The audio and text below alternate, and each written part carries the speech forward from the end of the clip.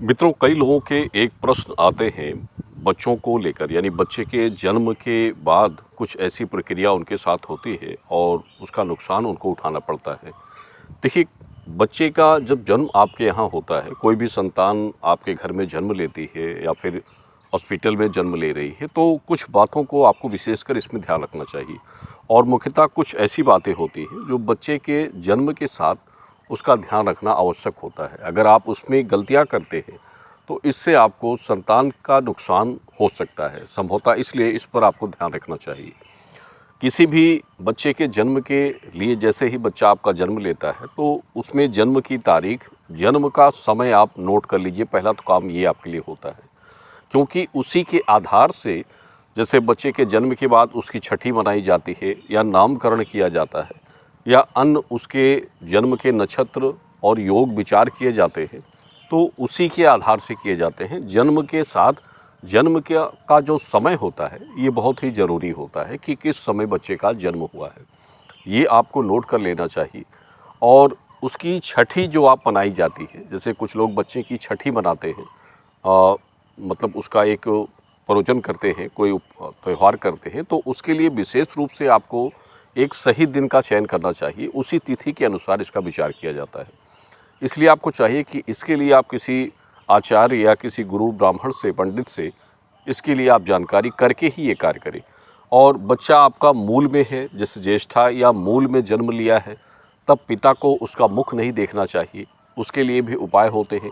बिना उपाय किए बच्चे का मुख नहीं देखना चाहिए।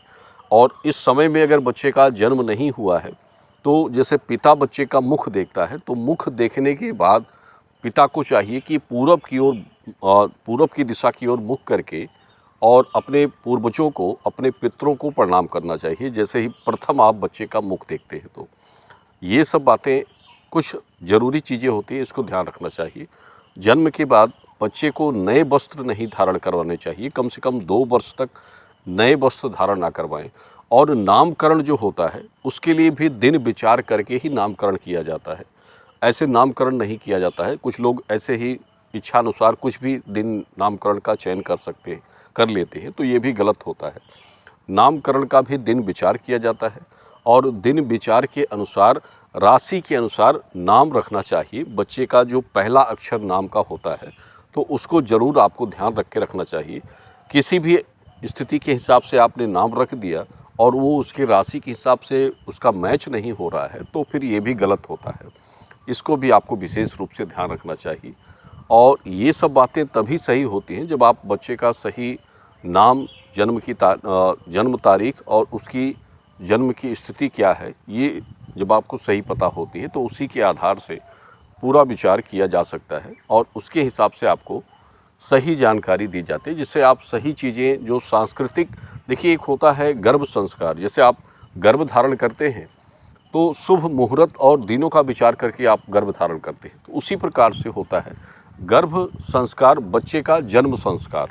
जन्म के बाद जो संस्कार आप करते हैं तो उसमें भी इन सब चीज़ों का शुभ विचार करके जन्म संस्कार किया जाता है, जिससे बाद में आपका बच्चा अच्छा हो, स्वस्थ हो, दीर्घायु हो और कोई रोग बीमारी बाधाएं उसके जीवन में ना आए, अपने भाग्य भविष्य में अच्छी उन्नति करे, सभी कुछ उसका मंगल रहे।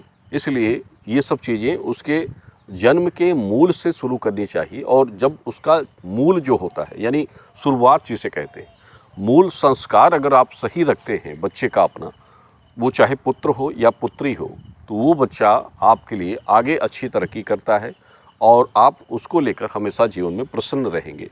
आपका बच्चा एक अच्छे संस्कार और सभ्यता के अनुसार अपने जीवन को चलता है लेकर। तो ये आप विशेष रूप से ध्यान रखिए।